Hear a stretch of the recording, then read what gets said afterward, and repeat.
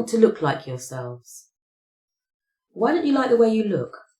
The shape of your eyes, the texture of your hair, the shade of your skin, the shape of your lips. Even your forehead don't get a pass.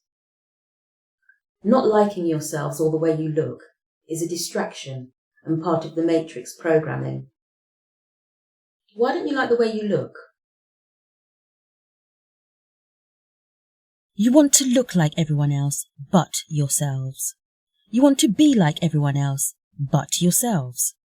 What really needs to be considered is who set the standard for what you should look like in the first place. Standards with mental tickable boxes, boxes that reside in your head, judgments that are once again exterior. Look at all the shit out there being sold, potions and lotions, stuff in needles that people are using to alter their face. Why? Because so-called famous people do it. Some people's faces don't even look real anymore. The once absolutely beautiful end up looking like botched up caricatures.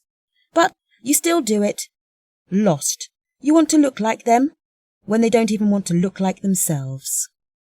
It's strange how you derive pleasure from parking your exhausted self in front of a box, transfixed on whomever, or rather whatever, is on the screen, mesmerised by them. Then an advert comes up, and you're then influenced by that. Please reflect on that. Have you ever looked at yourself in the mirror? And I mean, really looked at yourself. Into your own eyes, or noticed that you have ears, a face, the texture of your skin, your mouth, your nose? You ask, why is she talking about seeing her body?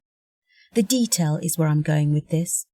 As what we choose to notice, along with what we are thinking at the time, can warrant a completely different perception, thus experience. Strange as it may seem, although we live inside it, many of us don't really regard it or pay attention to it. Well, not really.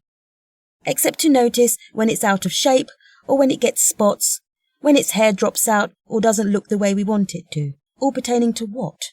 What we see in the media. Or should I say, what we have compared it to in the media, believing that if it doesn't match, then it isn't worthy. Have you ever listened to what you think? Have you even noticed that you have an inner dialogue? Ever stopped to hear it? I guess, as you don't pay attention to your body, you're not going to pay attention to your mind, are you? You see everything and everyone through the filters of what you already believe, what you have been indoctrinated with, including the media, the influencers, entertainers, and the ones who sold their souls to the fucking custodian, assisting in joyfully, famously keeping you stuck in the matrix, the program, feeding from your unrealized shadow, worshipping those in the entertainment business, royal families and politicians. Again, it's another distraction. I'm the author of Two Fuckers Playing Chess, Using Us as the Pawns. The Ego is a Narcissist. Breaking away from the entity that controls you. However, who I am is not important, but what I say is. The book is available on all retail sites, in all formats. Like and share, or you may miss my next podcast.